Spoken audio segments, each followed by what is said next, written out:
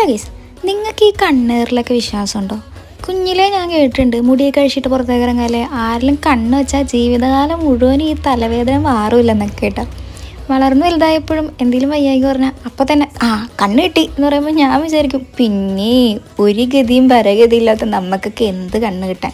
പക്ഷേ എനിക്ക് അറിയണവരും അറിയില്ലാത്തവരൊക്കെ പറയാറുണ്ട് കേട്ടോ, സോഷ്യൽ മീഡിയയിൽ ഇങ്ങനെ ഭയങ്കരമായിട്ട് ഹാപ്പി മൊമെൻറ്റ്സ് ഒക്കെ ഷെയർ ചെയ്യല്ലേ, എവിലായി പറ്റും, നമ്മൾ അതിൻ്റെ വിക്റ്റിമാണെന്നൊക്കെ. അങ്ങനെ ഞാൻ നോക്കുമ്പോൾ ഒരുപാട് സെലിബ്രിറ്റീസ് അവരുടെ ചെവിൻ്റെ ബാക്കിൽ ബ്ലാക്ക് മാർക്കും അതേപോലെ തന്നെ എവിലൈൻ പറ്റാതിരിക്കാനുള്ള ആക്സസറീസൊക്കെ യൂസ് ചെയ്യണതിൻ്റെ വീഡിയോസ് കണ്ടു. ഇത് ഞാനൊന്ന് ടെസ്റ്റ് ചെയ്യാൻ വേണ്ടിയിട്ട് ഞാൻ കുറച്ച് മുളകും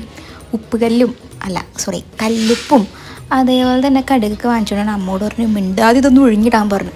പക്ഷെ അത് കത്തിച്ചപ്പോൾ സ്മെല്ല് വന്നില്ല. അപ്പോൾ കണ്ണീർ പറ്റിയെന്നാണോ പറ്റിയില്ല എന്നാണോ പണി പാളിയാ? നിങ്ങൾക്കിതിൽ വിശ്വാസം ഉണ്ടോ?